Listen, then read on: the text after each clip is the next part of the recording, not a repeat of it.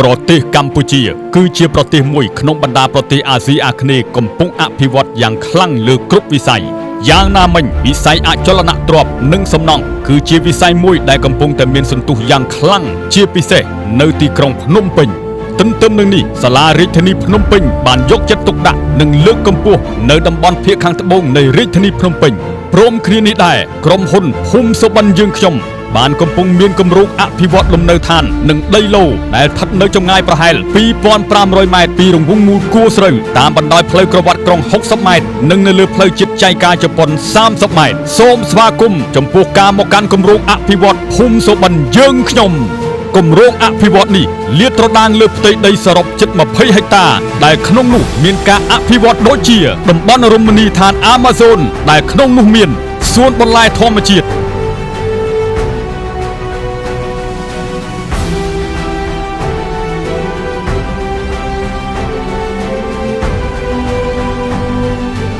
ទីលានកីឡា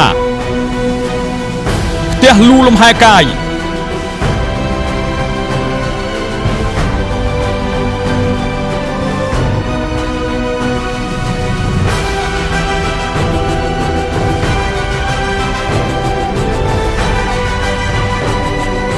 តើជិះកម្សាន្តលើសួនទឹកកង់ជិះកម្សាន្តលើសួនទឹក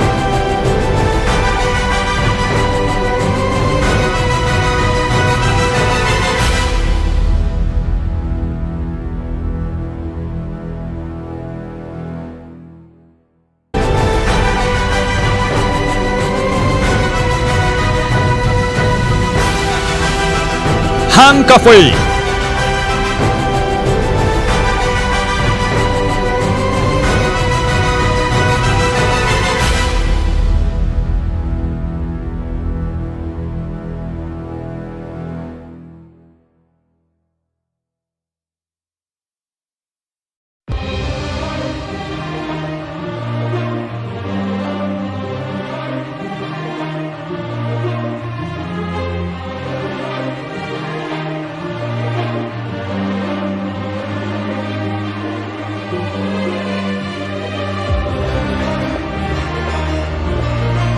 វិឡាកូនកាត់ស្អាតនិងធូរថ្លៃដីឡូ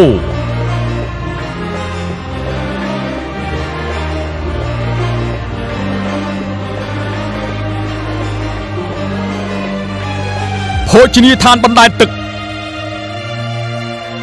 ផ្ទះលំហែលើទឹកឱកាសចំណេញតើលោកអ្នកចំណេញអ្វីខ្លះពីការទិញលំនៅឋាននិងដីឡូគម្រោងភូមិសុបិនដីឡូមានហាងឆេងព្រោះក្នុងតំបន់មានគម្រោងអភិវឌ្ឍច្រើនជាតំបន់សេដ្ឋកិច្ចពិសេសតំបន់ឧស្សាហកម្មនៅជាប់គម្រោងផ្លូវក្រវ៉ាត់ក្រុងឧស្សាហកម្ម60 ម៉ែត្របណ្ដុំរមណីយដ្ឋានធម្មជាតិនិងទីកន្លែងកម្សាន្ត8 កន្លែងប្រញាប់ឡើង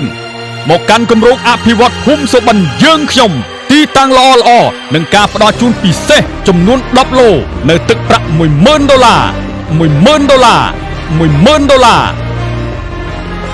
សម្រាប់ព័ត៌មានបន្ថែមសូមទំនាក់ទំនងមកកាន់ក្រុមហ៊ុនធរណី Real Estate